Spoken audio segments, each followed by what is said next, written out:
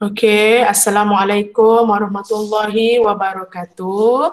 Okay, today we are going to finish our last chapter, which is topic 8. Okay, Sustainable Development Efforts in Malaysia. So, selama 7 chapter ni, kita dah belajar berbagai-bagai lah pasal sustainable development, okay, daripada chapter 1, chapter 2, chapter 3 sampailah chapter 7. So, hari ini kita akan tengok okey, bagaimanakah usaha pembangunan lestari dijalankan di Malaysia. Okey, as we know, Malaysia adalah sebuah negara yang juga anggota kepada PBB ataupun United Nations, dan sudah tentu Malaysia juga negara kita menandatangani beberapa orang kata kerjasama lah untuk comply ataupun untuk turut sama menyertai sustainable development ni. Okay, so kita tengok macam mana Malaysia ya. Alright, okay, in this chapter, okay, kita akan tengok apakah usaha-usaha yang menuju ke arah sustainable development yang telah dibuat di Malaysia. Alright, at the end of these topics, students should be able to identify and understand sustainable development efforts in Malaysia in terms of challenges. Okay, so kita tengok usaha negara kita untuk sama-sama membangun secara lestari. Kita tengok cabaran, strategi, initiatives and involvement of Malaysia in the international SG effort. So kita tengok apakah orang kata negara kita punya pelibatan di peringkat global lah, di peringkat international. Alright. Okay. Introduction. Malaysia started its journey on sustainable development since 1970s when the new economic policy was introduced in 1970 to eradicate poverty in restructure society imbalance. Okay, so new economic policy atau kita kenali sebagai dasar ekonomi baru yang bermula pada tahun 1970 adalah sebenarnya perjalanan yang mula-mula bagaimana Malaysia melibatkan diri dalam pembangunan lestari. Kamu kena faham, negara kita ni baru mencapai kemerdekaan. So bila baru capai kemerdekaan, bertatih tu kiranya lambat sikit. Tapi bila kita start dah boleh self-rule, memerintah sendiri, okay, Tun Abdul Razak telah come out dengan satu polisi iaitu dipanggil sebagai dasar ekonomi baru, dan dia ada dua objektif yang semua kita budak AM ni kena faham lah. Yang pertama adalah to eradicate poverty, untuk membasmi kemiskinan, dan to restructure societal imbalance, untuk menstrukturkan semula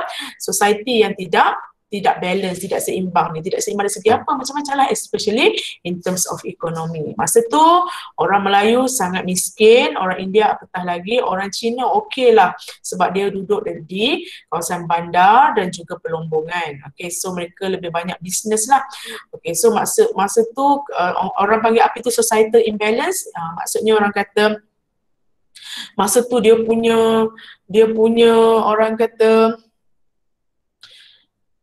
kekayaan ni macam yang kaya sangat, yang miskin sangat. So kita dapat tengok ini sebab dasar pecah perintah British, divide and rule British juga, yang kamu cover pada PAD 270. So telah menyebabkan negara kita ni dia punya aktiviti ekonomi tu dipecahkan kepada kaum-kaum. Alright, so all the subsequent 5-year Malaysia development plans, okay, ini rancangan Malaysia 5 tahun tu, have underscored the elements of sustainable development encompassing sustainable economic growth with equitable distribution to all sections of society, access to basic infrastructure and utilities, access to education and healthcare services, and mainstream environmental conservation. Okay, walaupun terms sustainable development tu baru saja diperkenalkan, macam baru saja kita dengar, okay, tetapi sebenarnya elemen-elemen sustainable development tu dah ada sebenarnya dalam rancangan Malaysia 5 tahun tu. So sebab kita tengok negara kita pun masa tu memfokuskan kepada pertumbuhan ekonomi, pertumbuhan ataupun orang kata pengagihan kekayaan negara secara sama rata, okay. So kita tengok pada basic infrastructure dan utility, pendidikan, kesihatan, dan juga pasal pemuliharaan alam sekitar. Kalau kita tengok benda-benda ni semua dah ada dalam negara kita, dalam polisi negara kita, dan benda-benda ni semua, elemen-elemen ni juga memang ada dalam sustainable development tu. Okay, ingat ya 17 SDG tu. Alright. Kita pergi kepada in 2009, in 2009 under Datuk Seri Najib, Malaysia formulated the new economic model NEM, which further cemented Malaysia's commitment to pursue sustainable development based on 3 pillars. So di bawah Datuk Seri Najib, Malaysia telah buat satu orang kata new economic development. Ini polisi yang terus mengukuhkan lagi Malaysia punya komitmen untuk meneruskan usaha ke arah pembangunan lestari. Di bawah 3 pillars tu, namely high income, inclusivity and sustainability. High income, ekonomi. Inklusif ni maksudnya orang kata bersama-sama.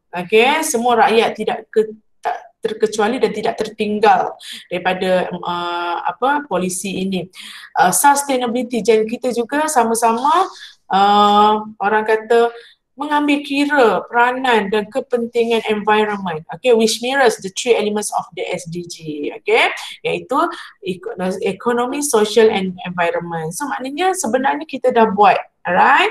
Kita mengambil kira, Malaysia sebenarnya mengambil kira pasal sustainable development apabila come out dengan polisinya.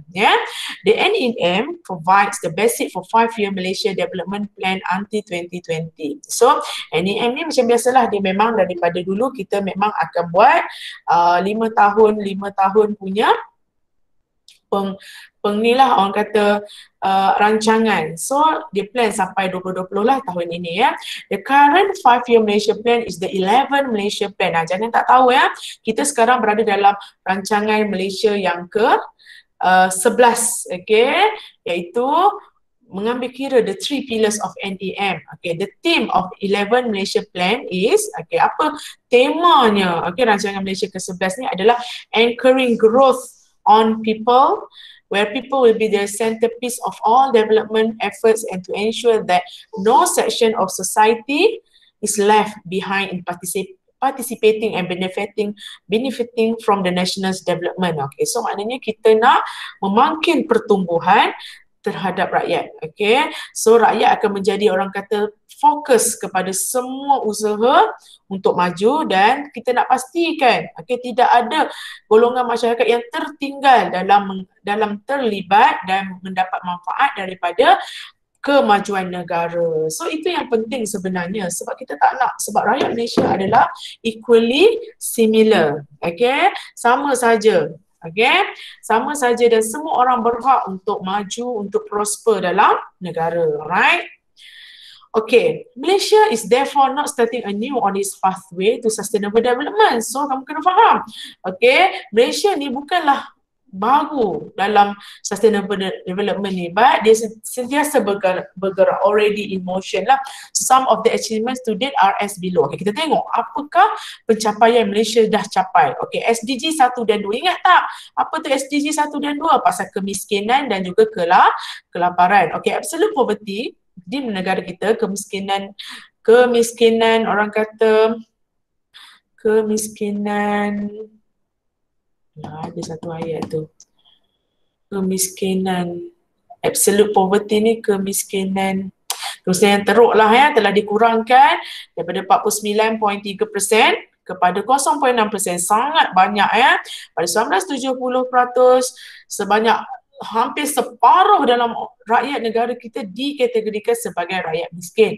Tetapi pada 2014 hanya 0.6% saja yang telah pun diisytiharkan sebagai miskin, with no reported cases of hunger. Tak ada, kat Malaysia tak ada orang yang kebulut, terlebih makan lah ada. SDG 3 pula, child and maternal mortality rates are almost at the level of developed countries.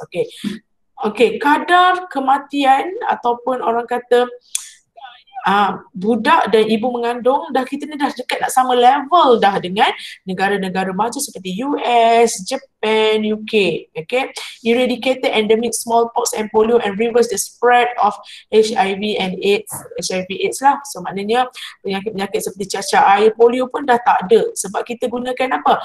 Vaksin. Okay, drastic reduction in waste-borne disease. Okay, dan pengurangan yang sangat drastik daripada penyakit yang berasal yang dibawa oleh air seperti apa, denggi, seperti and then seperti taun, and then denggi pun kurang, dan penyakit-penyakit yang kanak-kanak macam contohnya demam kuning dan juga malaria. Kalau dulu kita tengok zaman-zaman dulu, budak kecil tidak ada vaksin, okay? Tidak ada orang kata pakar kesihatan yang datang, pegawai kesihatan yang datang ke rumah untuk cek. So maknanya dah bagus sangat dah negara kita ni. Alright? Okay, kalau tengok SDG 4 and 5, okay, pasal education ya. More than 90% enrollment rates for primary and secondary school levels for both boys and girls, and 30% for higher education with gender ratio slightly in favor of girls. Okay, budak-budak, laki perempuan, okay, kat sekolah, tak kisahlah sekolah menengah sekolah rendah, kebanyakan budak-budak kat sekolah kita 90% sudah pun bersekolah. Okay, jarang kita tengok budak tak bersekolah. Ada, tapi sangat-sangat kes yang sangat jarang lah. Okay, dan kalau di higher education macam kamu semua mahasiswa-mahasiswi, okay, 30% okay, adalah dah masuk industri 30%, tetapi okay, gender tu, okay, lebih ramai wanita, tak nafikan lebih ramai mahasiswi, okay, perempuan, pelajar perempuan yang masuk, yang duduk dalam sektor pengajian tinggi. Pelajar lelaki mana kerja, okay. SDG 6 pula, over 95% coverage for water and sanitation and electricity supply at national level. Ingat SDG 6 apa? Pasal air, okay, dan pasal elektrik, semua tu, okay.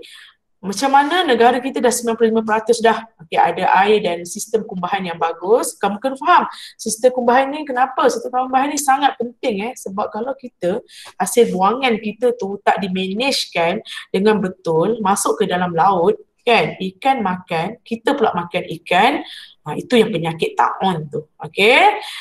Sebenarnya penyakit-penyakit ni dia datang daripada ketidakbersihan, tandas, okay, dan bila air dan kumbahan ni tak bagus, dia akan efek balik kesihatan tu, okay.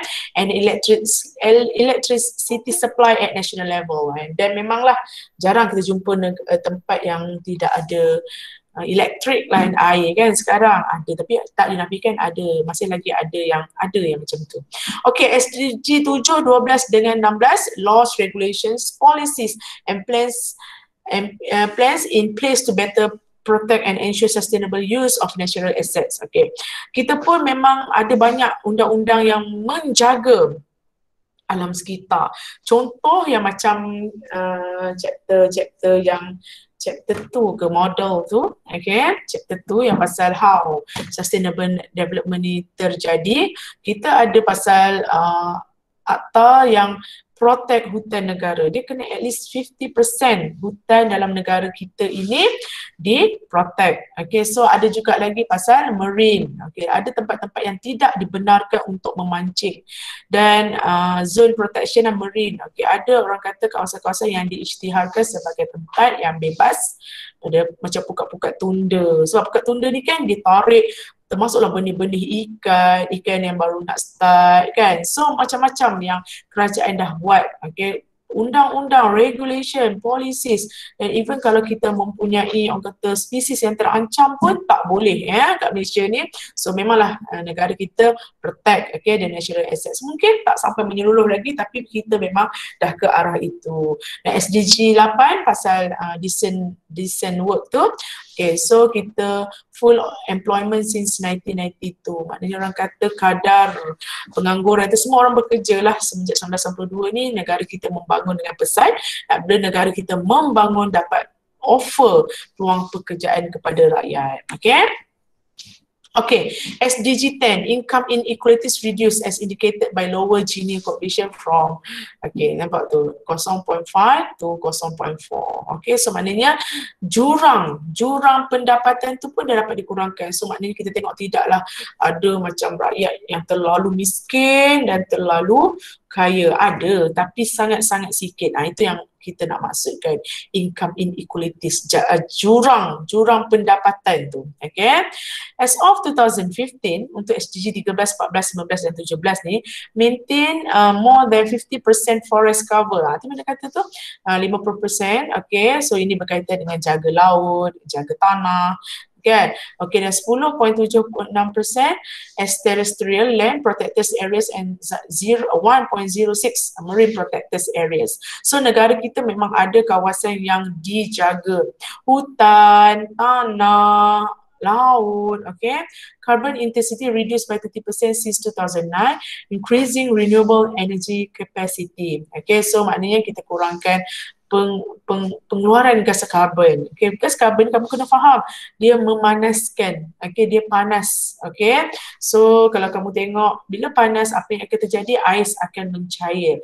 Bila ais akan mencair, dia akan meningkatkan paras air laut dan tempat-tempat yang rendah akan ditenggelami air. Okay, ini bukan satu dongengan ya, sebab kita memang, ini memang terjadi sebenarnya. Terjadi macam mana? Okey, terjadi sebab Kedah sekarang berhadapan dengan situasi mungkin akan menjadi pulau Alustar sahaja sebab dia memang rendah. Okey, so kita kena kurangkan pemanasan global. Okey. Alright. Agenda 2030. Okay, ini kita dah dengar kan dalam chapter 2 kan. Okay, apa itu Agenda 2030? Okay, Agenda 2030 increases the resolve to pursue the journey on sustainable development more aggressively. Okay, Agenda 2030 ni yang terkini, so dia nak capai pada 2030. So dia adalah satu orang kata effort yang lebih agresif lah. Okay, bukan main-main, bukan relax lagi sebab dunia kita semakin tercemar, semakin sakitlah dibuat dek manusia. So mereka nak capai, nak lebih membangun, nak teruskan membangun tapi lebih agresif, tumpu kepada pelestarian lah. Malaysia has aligned SDG principle with the 11 Malaysian Plan. Okay, so Malaysia pun telah diselarikan, dia selarikan semua prinsip-prinsip SDG yang 17 tu dengan rancangan Malaysia yang ke-11 yang will establish SDG in all facets of Malaysia development. So kita jangan risau dah, SDG ni Malaysia komit dan Malaysia telah masukkan semua elemen yang 17 ni ke dalam setiap sudut dalam Malaysia rancangan Malaysia ke-11. The Honourable Prime Minister of Malaysia pada masa tu, Datuk Seri Mohamed Najib, made his commitment during UN General Assembly in 2015. So dia telah membuat komitmen yang Malaysia akan adopt the 2030 Agenda for Sustainable Development and its implementation. Okay, cuba kamu baca apa itu Agenda 2030. Ada kan dalam nota kan? Alright. To embrace and implement the 70 SDGs in a systematic and measurable manner, Malaysia has taken the following initiatives. So apa yang Malaysia buat? Okay, establish a multi-stakeholder participatory government. Okay, so telah mewujudkan berbagai-bagai pihak yang berkepentingan. Stakeholder ni pihak yang berkepentingan lah, participatory governance structure. So urus takbir yang di mana semua orang, bukan setakat kerajaan ataupun pejabat awam yang boleh participate, tetapi semua private sector, public sector, civil society, NGO semua. Okay, and then it held 2 national SDG symposium. So kita buat satu macam seminar lah to promote participation of stakeholder untuk menegakkan ataupun menguar-warkan, mengajak lagi participation of orang-orang ni lah. Maknanya kalau kerajaan je yang bersungguh, tak guna juga. Alright, so kena usaha daripada semua pihak. Conducted studies on data readiness and gap analysis. So mereka buat research dan tengok data yang ada, and then dia tengok apa masalah, so dia cuba untuk selesaikan. Undertaken a mapping exercise involving non-government and civil society organisation and the private sector to align SDG with the 11 Malaysia Plan Initiative. So telah pun mengambil melibatkan NGO dan civil society dan juga private sector supaya bersama-sama kita ikut SDG seperti yang kita plan dalam Malaysia, Rancangan Malaysia ke-11, and then establish a national SDG roadmap to guide implementation of Agenda 2030 and the SDG. So dia telah buat satu roadmap lah, orang kata jalan, macam mana nak untuk memandu ataupun untuk memberi panduan bagaimana nak implement Agenda 2030 dan juga SDG. So maknanya kita dah tak boleh main-main lagi, walaupun negara kita ni bukanlah negara yang income-nya tinggi sangat, but we have to ke sana. Sebab jika kita tidak melakukan, orang kata secara agresif, environment kita akan kembali terjejas. Dan jika kadang-kadang environment terjejas, sebenarnya memang memberi banyak sangat kesan yang sangat besar terhadap ekonomi dan sosial. Alright, moving forward. Next steps.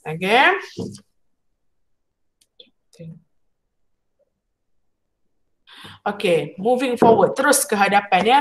Next steps to be taken include localizing SDG at subnational levels by replicating the national multi-stakeholder governance structure at state level. So tadi kita cakap pasal Malaysia as a whole, tapi macam mana pula dengan negeri? Kita kena faham, Malaysia ni adalah negara federal government, iaitu mungkin parti lain yang memerintah. Tidak sama, kerajaan yang tidak sama memerintah antara orang kata federal dengan state. Betul tak? Kamu belajarkan local government kan? So dia pun try untuk replicate model yang dibuat di federal dengan dekat kerajaan negeri pula. Apa dia buat? Mobilizing resources and funding through partnership. Dia menggerakkan segala sumber-sumber lah dan memberi of course lah duit melalui partnership, crowdsourcing. Macam crowdsourcing ni maknanya buat kutipan secara daripada orang ramai, social entrepreneurship. Kita mewar-warkan CSR program. Buat program-program CSR. Kalau kamu tengok banyak company-company dia buat CSR ni. CSR ni dia buat apa? Dia macam buat kebajikan, walaupun benda tu bukanlah untuk keuntungan, tapi maknanya dia allocate sedikit percentage daripada dia punya keuntungan tu untuk bantu, untuk yang contohnya bagi beasiswa, bagi orang kata bantuan keuangan kepada orang yang memerlukan. Alright. Strengthening data readiness. Data sangat penting. And then ada juga funding from international resources ni. So perlukan jugalah dapat contohnya European Union dia bantu ASEAN, and then ASEAN bantu Malaysia, ataupun kita bantu negara yang lemah. Benda-benda macam itulah. Memperkukuhkan data. Kesediaan data sangat penting. Sebab kita nak tahu berapa ramai, kamu take part tak dalam banci baru-baru ni? Kita nak tahu berapa orang rakyat Malaysia, berapa yang pergi sekolah, berapa yang tak pergi sekolah, berapa kadar income. So kalau kita reluctant nak supply data-data macam tu, ianya akan menyusahkan kerajaan untuk membuat keputusan. So kalau orang suruh buat survey ke, suruh isi ke, tapi pastikan bukan scammer lah, isilah, sebab data-data ni akan membantu untuk kita bina satu set data untuk kita implement SDG ni. Alright? Apakah masalah apabila kita nak melaksanakan sustainable development? Of course lah, benda baru. Of course dia bermasalah. Bukanlah ada cabaran dia. Sebelum Meda pergi kepada cabaran ni, Meda nak tengoklah. Macam mana, apa khabar semua? Ruzi Syahira, sihat ke? Ruzi Syahira ada ke tu? Tak ada ke? Hazira? Saya, madam. Siapa tu Hazira? Ruzi Syahira mana? Fatihah Cik Awang? Saya, madam. Kenapa Ruzi? Tak ada speaker. Anis Syaza, Wan Nur Syafiqah. Ramai lagi ni. So Meda harap kamu semua dapat follow, and then kita sama-samalah tengok sikit semua benda ni. Alright. Kita pergi kepada Slide itulah. Okey, apakah cabaran dalam nak buat sustainable development ni? Okay, lack of exposure on sustainable development. Only half of Malaysian citizens are aware of the government's goals and visions on sustainable development. Ya, kurang pendedahan tentang sustainable development. Okay, kalau kamu semua, kalau tak kerana belajar ni, kamu tahu tak sustainable development ni? Tahu tak? Tahu ke tak tahu? Kelas, tahu tak? Kila tahu tak? Gimana pula? Okay? Tak. Okay, so maknanya hanya separuh je daripada rakyat Malaysia ni yang sedar tentang sustainable development lah. Okay, itu susah dah. Orang tak tahu macam mana kita nak buat kan, macam mana kita nak menggembelengkan semua orang untuk sama-sama achieve sustainable development ni. Okay, yang kedua, the implementation challenges. The SDGs involve everybody. Okay, it will take time, especially in terms of the attitude and habits of people. Mana nak tanya kamu semua, sejauh manakah kamu ke kedai, kamu tak nak plastik? Okay, sejauh manakah kamu cuba untuk mengurangkan penggunaan plastik? Okay, ni kalau orang kaya-kaya ni bolehlah, tapi kalau macam kita, plastik murah dan senang. Tapi kamu tahu tak, plastik ni dia punya impact kepada environment sangat-sangat besar. Straw. Okay, sebab itulah kita sekarang, kalau kamu tengok kan, macam kamu pergi Starbucks ke, straw dia lebih kepada kertas. Maknanya dia boleh ni lah, orang kata dia dah boleh macam lupus. Kita sebab plastik ni sangat bahaya, susah nak lupus. Okay. Number 3, reckless consumption habit. Cara kita pula makan dan mengguna. Malaysia could do more to abate climate change and help the country deteriorating environment condition by being more prudent in using energy and natural resources, particularly water. Ni pasal water ni, mana cakap lah kat rumah Madam sendiri ni, suka tak ada air, lepas tu debu air tu, lepas tu dia tak mandi, dia biar, Madam jerit kan, tutup garang, kata nak mandi. Bila kita tutup kata nak mandi, bila buka tak pergi mandi. Okay, so Madam rasa macam sangatlah, walaupun air tu murah je, RM11, RM15, RM20, tak pernah lah sampai RM30-40 ni. Okay, kalau kat Madam lah, kat Terengganu 1 kan, ada syarikat air Terengganu. Okay, tetapi air tu macam diproses, nak jadi bersih, keluar daripada bilik air kita tu, telah orang kata banyak dia punya perjalanan dia tu. Sebab kita pergi bazir-bazir macam tu je. Okay, so itulah penggunaan yang habit kita tu masih tak perlu diperbaiki lagi. Ini salah satu challenges. Alright. Okay, shrinking forested areas to form water catchment. Ini pun satu masalah juga. Maknanya pengurangan kawasan hutan sebab kita bina empangan. Empangan kena korek. So dalam masa kita nak korek tu, kita pun telah tebang hutan semua yang menjadi habitat kepada haiwan, yang telah menempatkan spesies-spesies yang rare yang kita tak tahu kan. Tapi kadang-kadang kita tengoklah masalah air kat negara kita. Okay? Terlalu banyak masalah air. So mereka macam buat empangan lah. Ini telah menyebabkan kawasan hutan semakin berkurangan. Okay. Yang kelima, river pollution by chemical and poorly treated wastewater. Ini pun ingat tak, sungai Kim lah. Okay. Dan sangat teruk. Dan yang terbaru tu dia bakal dikenakan tindakan sampai seumur hidup penjara kerana telah mencemarkan sumber air kat Selangor, efek sungai kat Selangor. Okay, macam efek ramai. So river pollution is another challenge. And then the declining numbers of endangered wildlife like the Malaysia tiger, Malayan tiger, okay, harimau Melaya. Okay, so maknanya betapalah menurunnya, okay, ataupun orang kata pupuslah. Okay, badak Sumatera, okay, badak Sumbu tu semua ada dekat Indonesia, Malaysia, orang utan, okay, spesies-spesies ni. Okay, musang tu pun sendiri adalah musang pandan tu yang duk berlari atas rumah kita tu kan, yang kadang-kadang nampak tergolek tepi dengan ekor belang-belang macam rekun. Itu sebenarnya adalah orang kata endangered wildlife tu. Kita suka-suka hati kita nak tembak babi hutan kan, nampak tembak, manalah dia tahu kan nak termasuk masjid. Dia sesat kita ni main tembak je. Okay, memanglah dianya najis untuk kita pegang. Tapi kalau dia hidup macam tu, okey je kan. Okay, the impact of climate change on Malaysian economy. Okay, dan juga kita tengok bagaimana ni perubahan iklim dekat memberi kesan kepada ekonomi Malaysia. Okay, Southeast Asia, okay, negara Asia Tenggara termasuk Malaysia, is projected to experience the largest impact on economic growth if the world were to increase in temperature by just 1.5 degrees Celsius between 2030 and 2050 tu. Masa ni lambat lagi, bagi kita dah lambat dalam 10 tahun lagi kan. Tak lambat 10 tahun tu ya. So maksudnya kita akan, orang kata, dijangka negara yang macam kita ni, kalau sedikit je naik, sedikit je degree tu naik, impact yang sangat besar kepada ekonomi negara. Cuba kamu cari apa sel, okay? Dan yang ke-8, sea level still continuing to rise, okay?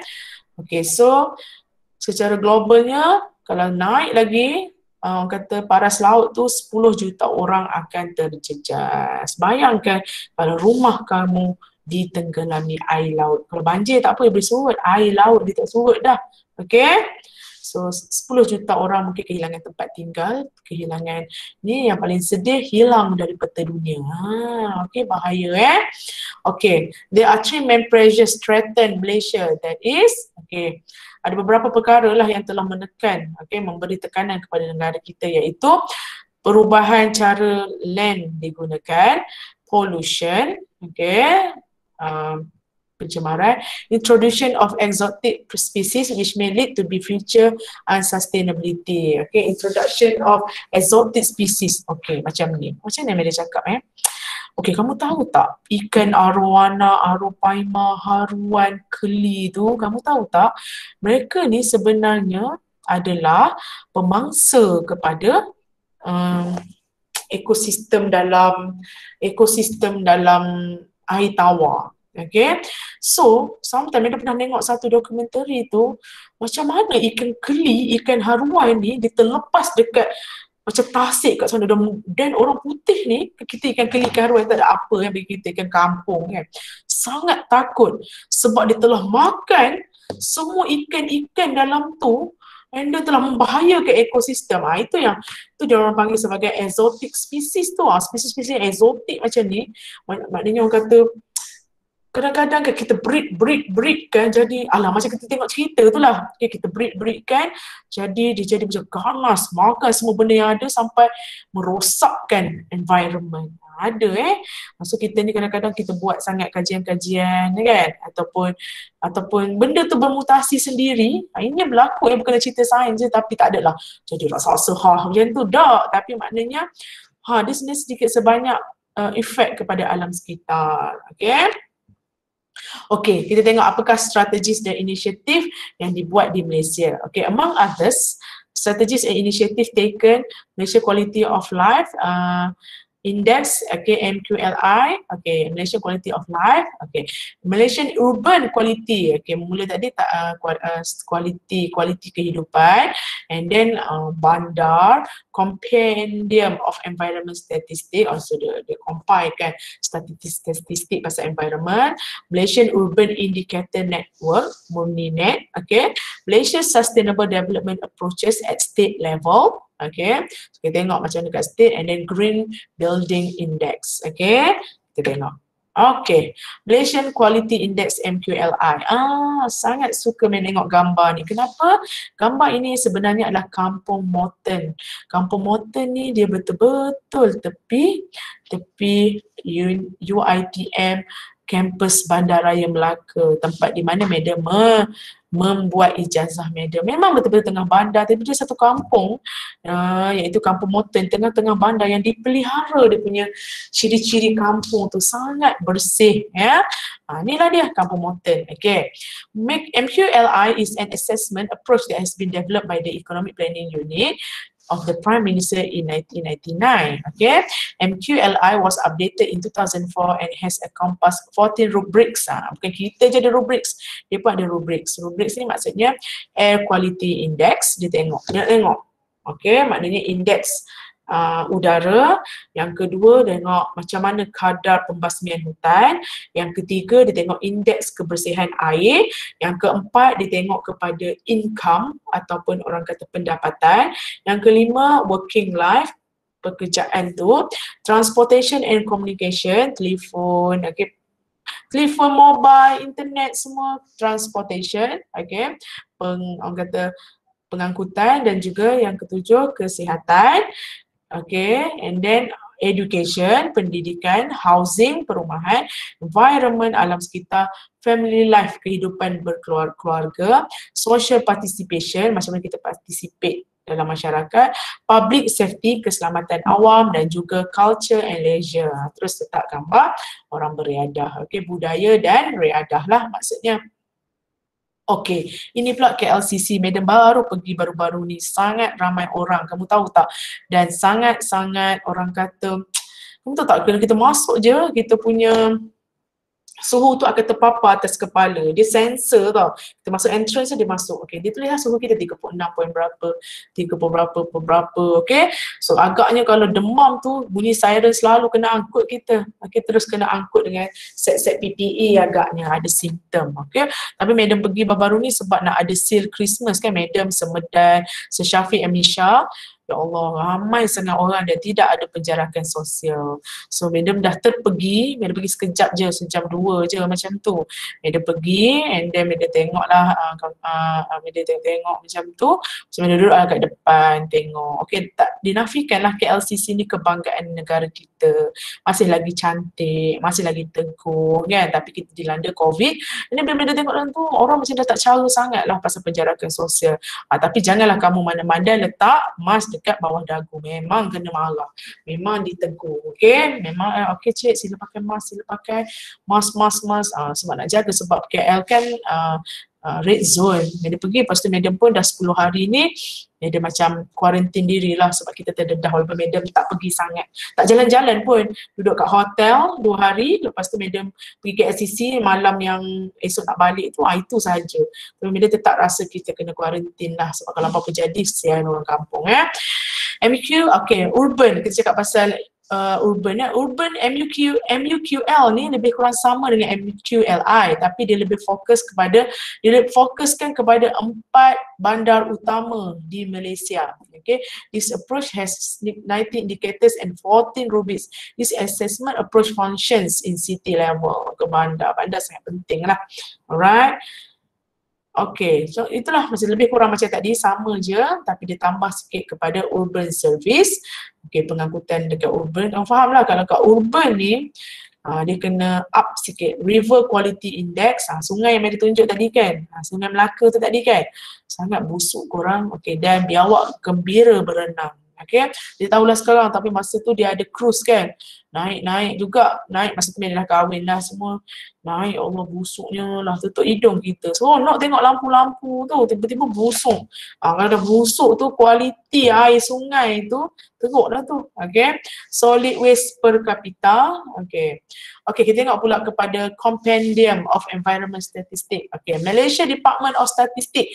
Okay, Jabatan Statistik Negara telah pun mencadangkan Compendium of Environment Statistics Approach in 2001. Okay, supaya apa dia punya tujuan tu untuk present ongoing issues relevant to sustainable development to planners. So bila kita ada data, kita beri data kita kepada orang yang merancang, dan orang yang merancang, nampak hutan dah teruk, ni ada data, kita boleh buat keputusan. Okay, so dia ada 4 rubriks, iaitu berkenaan dengan air, udara, air, water, land.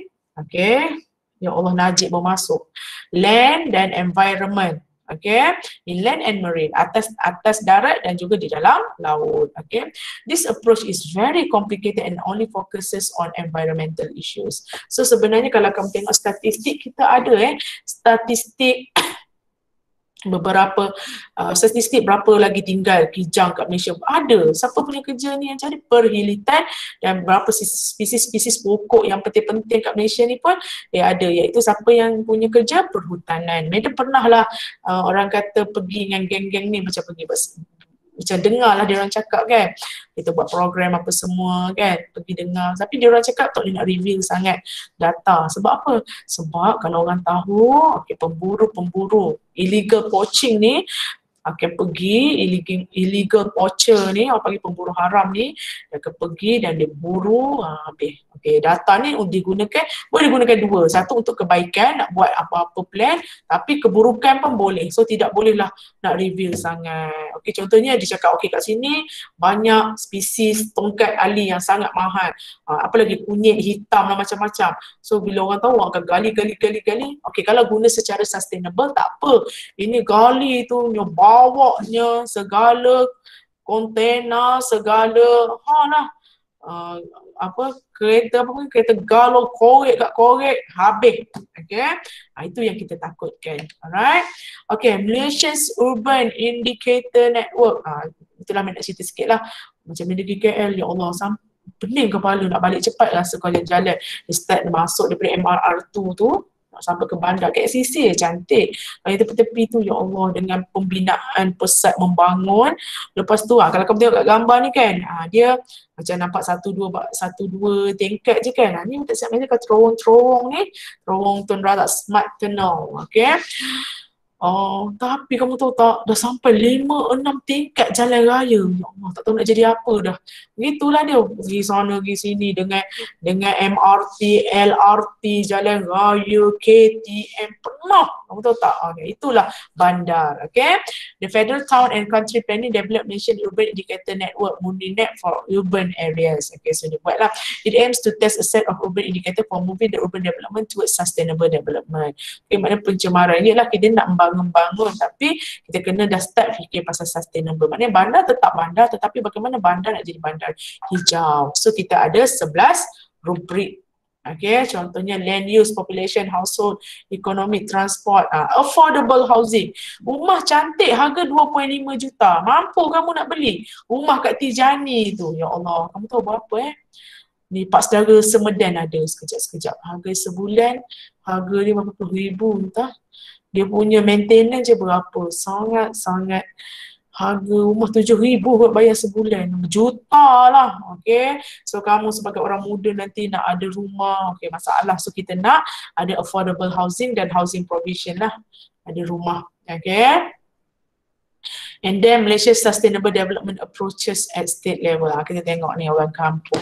Macam mana kita nak cerita kat orang kampung, dekat negeri-negeri pasal sustainable development. Okay, there are some state assessment approaches which have been developed in the state level to track the sustainable development in different states. Okay, so maknanya banyaklah pendekatan yang dibuat, okay, untuk track kan, okay, bagaimanalah pembangunan lestari dekat negeri-negeri ni. Okay, contohnya dekat Selangor, Klang Valley, okay, Regional Sustainable Quality of Life Index, Healthcare Indicators of Johor Bahru and Penang, okay, initiative among those approaches. Maknanya kalau kita tengok kat sini pun masih lagi bandar, tempat-tempat bandar lah. Okay, kita tengok pula green building, okay, bangunan hijau ni lah. Dan satu lagi, pencakar langit pun sangat banyak kat KL, ada TRX lah, besar, tinggi, warna hitam kelabu macam tu. Okay, so bila ada dia akan jadi yang lebih tinggi lah daripada KLCC, tapi KLCC tetap yang paling cantik, tetap yang paling bersinar. Okay, the objective of development of GBI is to save energy, resources, recycle materials and harmonize the building with the Malaysia climate, tradition, culture and its environment, as well as maintaining the capacity of the ecosystem at local and global levels. Okay, so kita nak buat satu bangunan yang boleh menjimatkan tenaga, menjimatkan sumber dan boleh recycle lah. Okay, so kita ada 6 rubrik kat sini. Energy efficiency, indoor environmental quality. Kadang-kadang duduk dalam bangunan sangat boleh tak sihat juga. Madam dulu pernah dia kan kerja kat KL dulu kan, office boss madam, ya Allah, kau main lagi. Dia siap, okay, dia ada tingkat dekat jalan Yap Kuan Seng tu kat KLCC tu lah. Okay, dia ada macam bangunan yang dia macam satu bangunan, so dia buka kepada sewa lah. Satu level ni orang ni sewa, satu level ni orang sewa. So banyak lah, banyak syarikat. So syarikat boss madam ni yang paling, dia siap ada balkoni. Lepas tu balkoni tu dia macam letak rumput-rumput, macam cantik. And then sambil tu kamu memandang bandar. Sangatlah, bapalah pula tu Okay, sustainable site planning and management, okay, material and resources, water efficiency, okay, air, okay, dan inovasi lah, innovation. Okay, GBI as Malaysia Building Industry recognize that sustainable assessment approach as an influential medium to promote sustainable development in the built environment. So maksudnya sambil-sambil kita membina tu jangan lupakan juga environment lah. It aims to raise awareness among developers, architects, engineers, planners, designers, as well as public and contractor regarding sustainable development issue, Green Building Index. Maknanya nak bina bangunan tu, okay, kita tidak dapat nak menghalang kemajuan, tetapi binalah dengan kadar yang orang kata, halah gunakan barang-barang yang terpakai. So ini pernah dengar lah, kat mana ya, dia punya railway station tu atau kereta api tu dibuat daripada sampah-sampah tapi sangat sturdy, orang kata sangat stabil lah dia punya bangunan tu. So maknanya designer ni, engineer, planner, developer, arkitek kena fikir, kena menggunakan bahan-bahan yang mesra alam ataupun guna pakai semula, mesti ada cara. Okay, okay, ke universiti pula, okay. Malaysia University Sustainable Efforts. Cover sidewalk are provided with more green plants grown to encourage students to walk. Kamu kenalah berjalan. Jangan naik giling je. Rindu tak korang ni? UiTM Kedah ni pun ada lagi ATM Madam dulu ya. Memanglah jauh sangat nak berjalan. So Madam tengok kan, kalau kat UiTM kita ni selamba je kan keluar masuk kenderaan. Kat Kedah, sorry korang, walaupun sampai pukul 4-5 pagi daripada Pahang naik bas ekspres, cakap boleh tak pakcik kita nak teksi ni masuk sebab barang banyak ni saya ni pukul 4 pagi. Sorry Pak Gad nak bagi, so jalan dengan 1 kilometer lah dengan barang tu. Ya Allah, memang penat sangat. Okay, tapi itulah, they encourage students to walk. Madam dulu kurus je masa diploma. Suka jalan ke kelas tu. Tengah hari buta-buta ni jalan. Okay, dengan pakai bedak, dengan make up ni berjalan. Seronok kan? Kita pun lebih kurus, lebih sihat. Okay, sekarang, okay. And then banyaklah, okay, green plants. Satu ni kalau UiTM Kedah, kamu ni sebenarnya ada tendensi nak dapat UiTM Kedah. Sebab biasanya budak bas ni, budak bas dia ambil daripada diploma kat Kelantan. Kalau budak Kedah lah. Kalau UiTM Kedah lah. So dia ada satu tau, dekat Kedah ni satu pokok tu, dia akan gugur luruh bunga dia. Sangat cantik korang, okay. Garden parks and ponds are specially designed and provided in campuses. Okay, memang ada kolam, tasik. UiTM Kedah siap ada tasik. Kita pun tengok dalam UiTM kita tasik. Ada ikan tak dalam tu? Kata ada kan, okay. This do not only refine the air and produce oxygen, but also provide a good habitat for different species and help biodiversity. Seriously, UiTM Kedah dulu ada tapir korang, ada tapir, ada merak dan ada harimau kumbang. Siap ada harimau, okay. Tiba-tiba tengah belajar-belajar tu nak study week kan, tiba-tiba Pok Gad masuk, okay, semua masuk bilik, jangan merayau-rayau, sila masuk kunci pintu sebab harimau kumbang 500 meter daripada kolej. Bayangkanlah harimau. Kalau babi tu, babi hutan yang cakap lah siap masuk lah, lari dekat kolej lah. Punyalah sustainable, okay.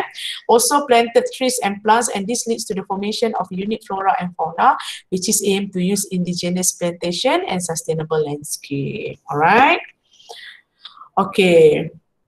Okay, the communication antara kampus pula memanglah guna elektronik, okay, email, lecturer dengan staff guna email, guna WhatsApp dah, tak adalah guna kertas surat kan. Kalau surat ni sebab kita nak kurangkan penggunaan paper dengan adanya COVID-19 ni, lagilah, okay, kita memang betul-betul ODL, assignment pun dah tak payah print. Meda rasa mungkin ini satu wake up call untuk kita bahawa tak perlu lagi nak print banyak benda. Kita just boleh baca secara online. Siapa yang kat sini yang masalah kalau baca secara online? Ada tak? Nak kena print juga, ni printer juga. Ada tak? Hello, ada tak ke Madam kecek seorang ni? Saya, Madam. Okay, ada masalah tak kalau nak menulis ataupun membaca benda yang bukan berprint? Maknanya kena nak study guna benda yang dekat komputer ke, handphone ke, baca e-book ke, ada tak masalah? Ada madam saya lagi suka print nota. Ah, Lagi boleh tulis senang. Madam kan, madam baca lah e-book sebab nak print pun berapa ratus page kan. Jadi try baca. Sebenarnya okey je. Kalau skrin besar macam ni okey lah. Tapi satu lagi kita ni masalahnya, lah handphone ni kalau Facebook kita boleh pula baca kan. Tapi kalau buku tak boleh baca, kita try. Sebab ini akan banyak memberikan, orang kata, kita akan, yelah paper kan dia buat daripada pokok kan, jadi banyak benda yang akan kita cuba kita try ya. Majority of the campus user needs such as banking facility, restaurant, swimming pools. Manalah campus kita ada swimming pool ya. Okay, macam-macam lah ada, tapi swimming pool tak ada lah. Okay, tapi kalau universiti besar macam UM semua, salon pun ada ya. Okay, so sebenarnya benda-benda ni akan mengurangkan transportation yang guna minyak tu, yang akan mengurangkan pembebasan gas yang boleh menyebabkan climate global warming tu. Okay, so involvement ni dibuat ni oleh orang Kedah, jadi seronok dia letak gambar UiTM Kedah je. Tapi inilah UiTM Madam, inilah jalannya yang Madam pergi, Madam lalu untuk makan, untuk ni. Kamu nak dengar cerita tak? Nak dengar cerita tak kelas? Kamu mesti ngantuk dah ni. Mida nak cerita pasal jalan ni. Nak dengar cerita tak? Macam malas je. Kita orang ni ada tradisi tau. Satu tradisi ni tradisi kawan-kawan lah. Maknanya budak-budak AM lah.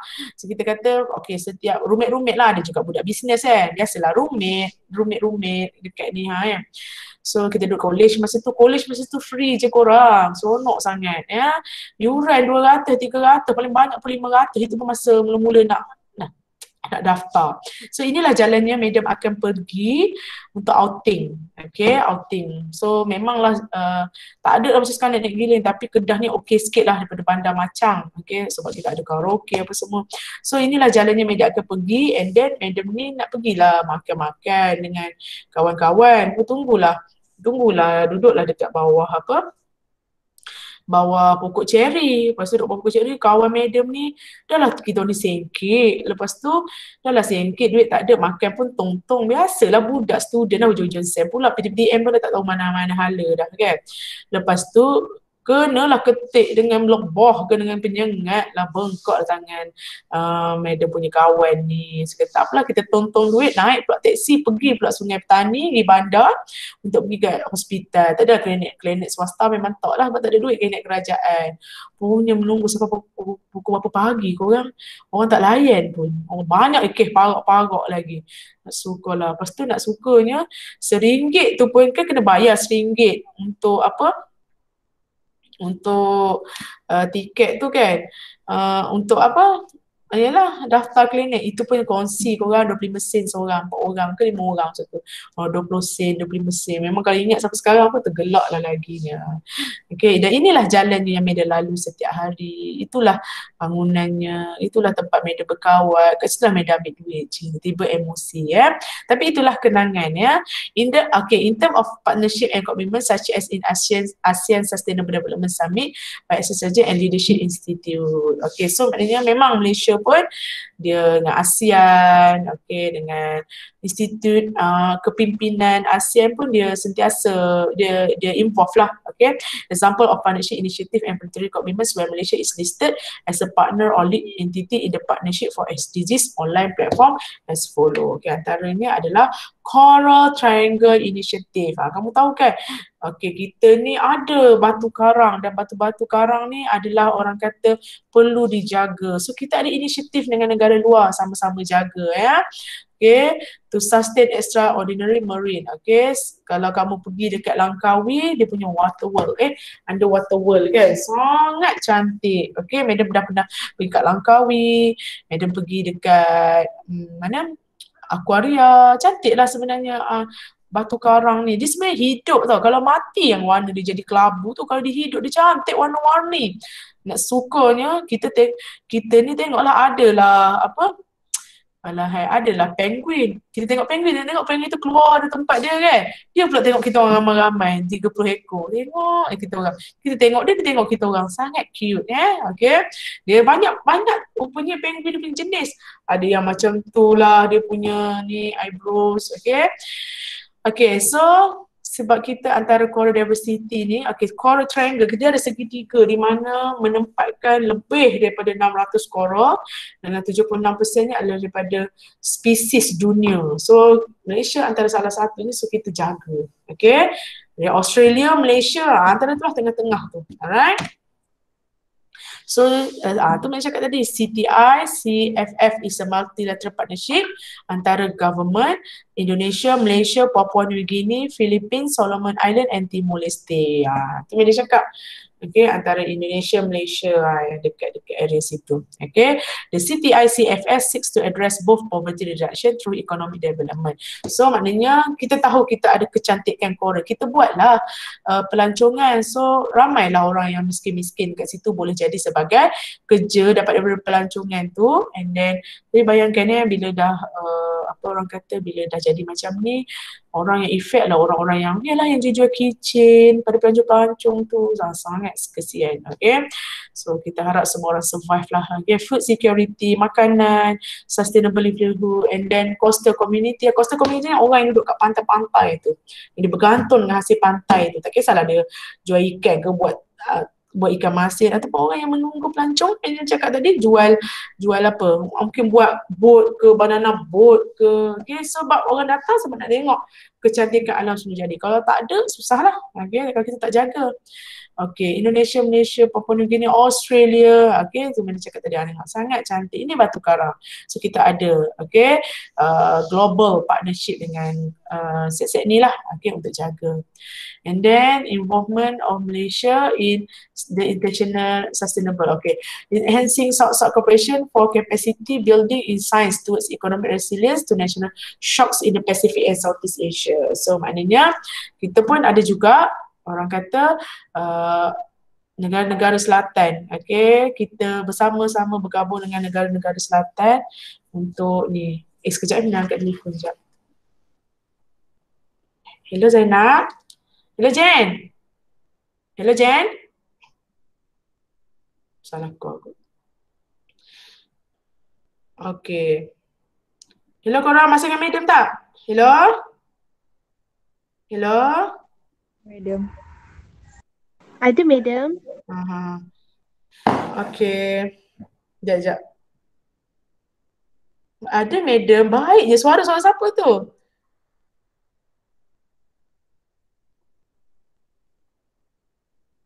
Sekejap.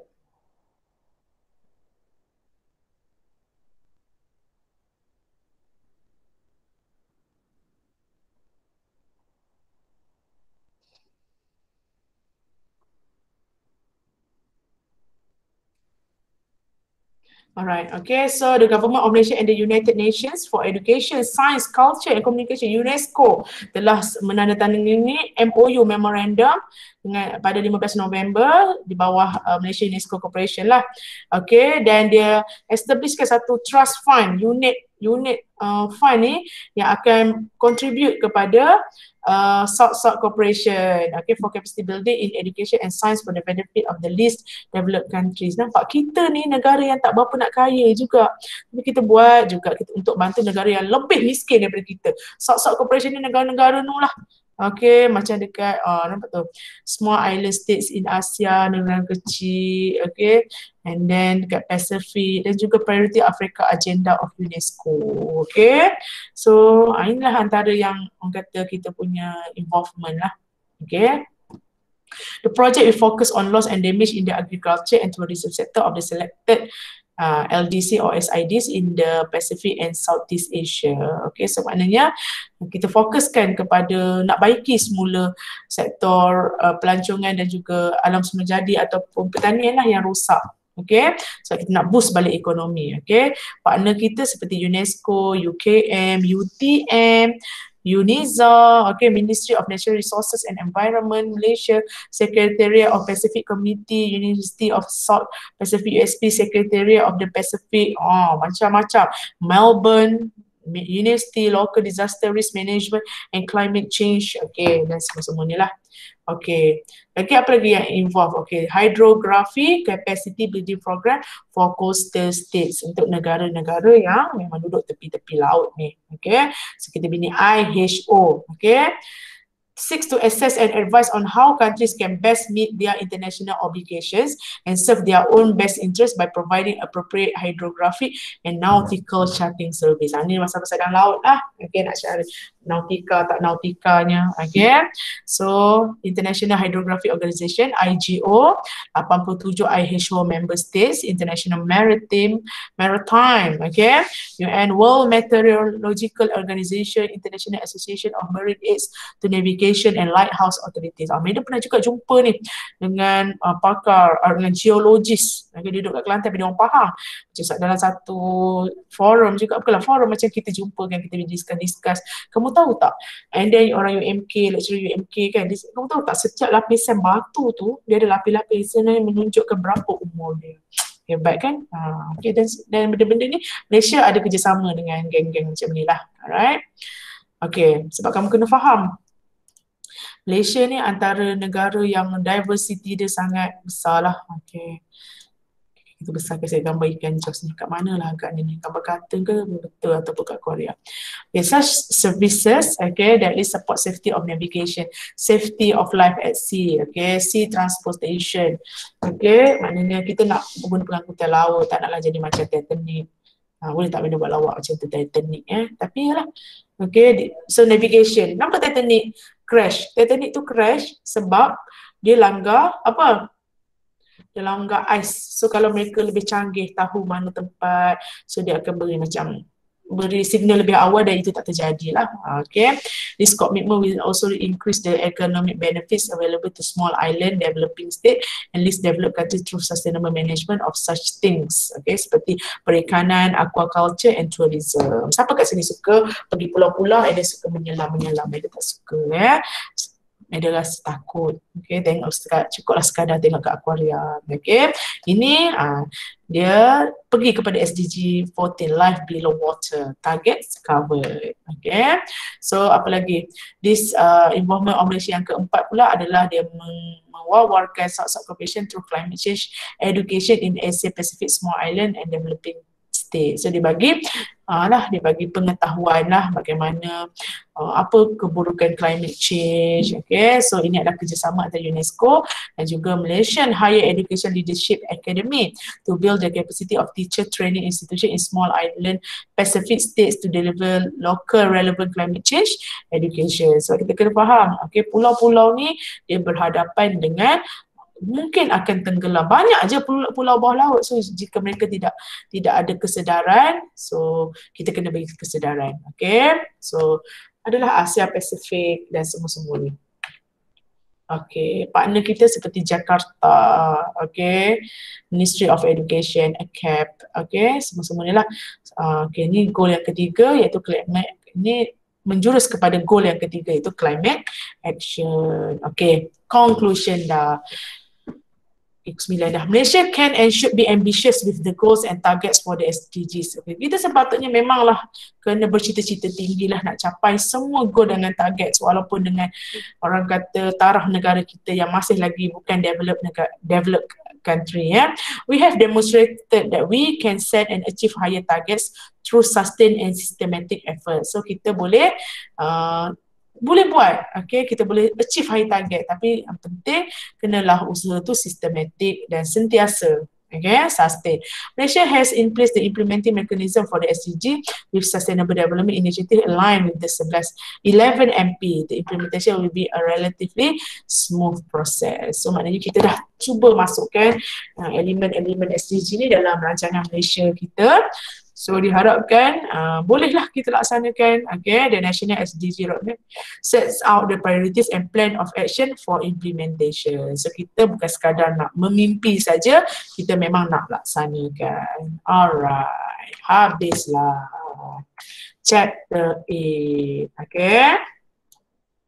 Okay, ada apa-apa soalan tak? Kelas? Ke tak ada soalan? Korang ni gitulah. Okay, ada soalan tak? Yang tanya. Okay, kita pun ada midterm test pada hari hari Sabtu ni 9 pagi sampai 11. Okay, madam bagi masa tu saja. Kamu ada short essay. Okay, Heka nak tanya apa? Suami. Sekejap. Hello, Ma. Kat rumah. Kenapa? Nak balik kerja lah. Kenapa? Nak beli nasi tahulah. Nak balik tengah kan? Saya nak pergi tengah ni ATM. Tak payahlah, Pa. Biarlah dah. Liquid. Biarlah saya nak pergi dah ATM lepas ni. Sebab ada program ke 10. Alright. Okay, kita ada test. So, seperti mana boleh cakap tadi lah, ada chapter masuk je, chapter 1, chapter 3 and chapter 4. Ada multiple choice questions, ada short essay dan juga ada true and false. 10 markah, 10 soalan, 15 dan 2 soalan short essay kamu pilih.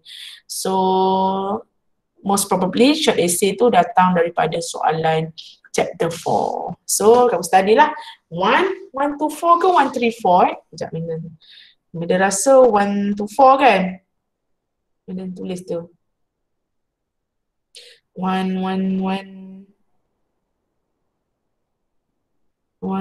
mana ni? Okay, 1, 3, 4. Chapter 1, chapter 3, chapter 4. Okay. So, ada apa-apa soalan tak nak tanya? Kalau tidak, Mina stop lah.